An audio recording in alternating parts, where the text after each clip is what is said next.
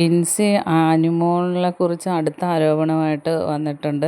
ഷാനവാസിനോടും അതിലെ നൂറയോടും പറയാണ്, ഇവിടെ പ്രവീൺ ഉണ്ടായിരുന്നപ്പം പ്രവീണിനോട് പറയുമായിരുന്നു, പ്രവീണുമായിട്ട് അനുമോൾ ആ സമയത്ത് കൂട്ടായിരുന്നപ്പം പ്രവീണിനോട് പറഞ്ഞിട്ടുണ്ട്, ഇത് നമ്മൾ രണ്ടുപേരും ഇരിക്കുമ്പോൾ ക്യാമറ എല്ലാം നമ്മുടെ നേർക്കാണ്, നമുക്കൊരു കാര്യം ചെയ്യാൻ, ലവ് കോംബോ പിടിച്ച് കുറേ സാധനങ്ങളൊക്കെ ഇട്ട് നമുക്കങ്ങോട്ട് കളിച്ച് കഴിഞ്ഞാൽ പുറത്ത് നല്ല ഇതുണ്ടാവും, നമുക്ക് നല്ല സപ്പോർട്ടും കിട്ടും.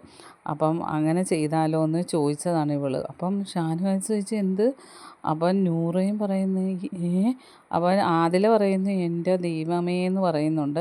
എന്നിട്ട് അപ്പം പറഞ്ഞു ഇത് പ്രവീൺ പറഞ്ഞതാണ്, അങ്ങനെ ഇവൾ പറഞ്ഞായിരുന്നു. അപ്പം ഇത് പറയാൻ കാരണം ഷാനവാസ് ആദ്യം ഇങ്ങനെ തുടക്കം ഇട്ട്, അപ്പോൾ അവൻ പയ്യനെ പറ്റിച്ചെന്ന് പറഞ്ഞപ്പോഴാണ് ബിൻസി ചോദിച്ചത് പ്രവീണിനെയാണോ എന്ന്. അപ്പോഴേ ഇവർ ചോദിച്ച് പ്രവീണോ? അപ്പോഴാണ് ഈ കാര്യം പറയുന്നത്. എന്നിട്ട് ആ പ്രവീണിൻ്റെ അടുത്ത് ഇങ്ങനെ ഇവൾ പറഞ്ഞതാണ്, ഇവളെല്ലാവരെയും പറ്റിക്കും ഇവളുടെ നിലനിൽപ്പിന് ആരെയും ചവിട്ടി താഴ്ത്തുന്നവളാണ് ഇവൾക്ക് എന്നിട്ട് ഉയരണം, അതിന് എന്ത് വൃത്തികെട്ട കളി ഇവൾ കളിക്കും.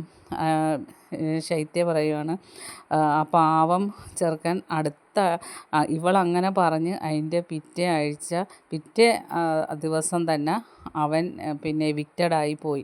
ഇവളൊറ്റൊരാൾ കാരണമാണ് പിന്നെ പ്രവീൺ എവിക്റ്റഡായത്.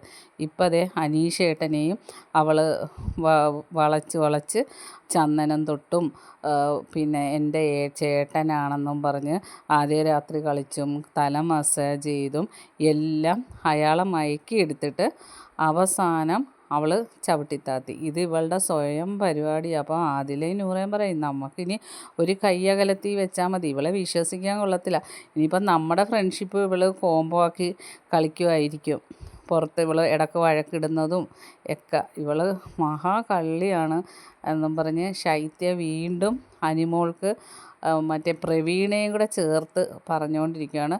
അങ്ങനെ 4 പേരും കൂടി പരദൂഷണം തന്നെ പരദൂഷണം അനിമോളുടേത്.